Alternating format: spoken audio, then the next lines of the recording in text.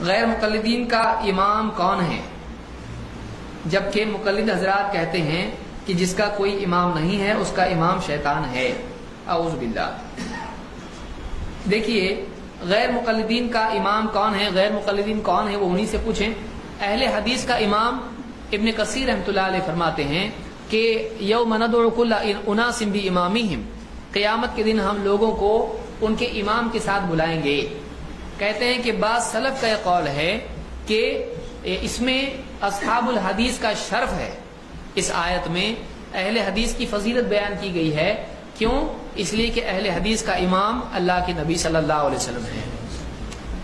تو ابن کثیر نے سلف کا قول ذکر کیا ہے کہ اہل الحدیث کا امام کون ہے، اللہ کے نبی صلی اللہ علیہ وسلم۔ اور یہی ہمارا قول ہے کہ ہمارے امام جن کے مقابلے میں کسی امام کی نہیں چلتی وہ کون ہے، محمد رسول اللہ صلی اللہ علیہ وسلم۔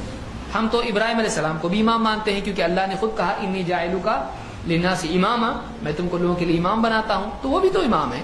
اور ہم علماء کرام جو محدثین تھے اور فقہاء تھے ان کو بھی امام مانتے ہیں، تو ہم سب کو امام مانتے ہیں، کسی ایک کا نام کیوں لیں؟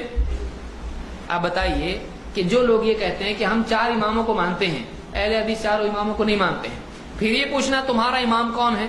اب انہی سے پوچھا جائے آپ کا امام کون ہے تو 4 نام ذکر کرتے ہیں نہیں، تو پھر آپ 4 اماموں کو کیسے مانتے؟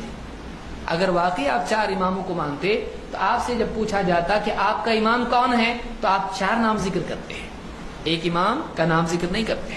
اہل حدیث کا امام کون ہے؟ اہل حدیث کا امام اور نبی اور رسول محمد صلی اللہ علیہ وسلم میں سب سے پہلے، جن کے مقابلے میں کسی کی نہیں چلتی۔ پھر بعد کے ادوار میں بھی اپنے اپنے دور کے اعتبار سے امام تھے، محدثین میں سے امام البخاری ہیں، امام مسلم ہیں، وغیرہ وغیرہ وغیرہ۔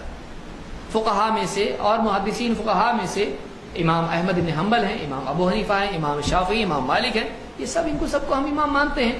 اہل حدیث کی کتاب میں آپ دیکھیں ان کا نام امام سے ذکر کرتے ہیں، یوں کہتے ہیں احمد نے کہا، نہیں کہتے امام احمد نے کہا۔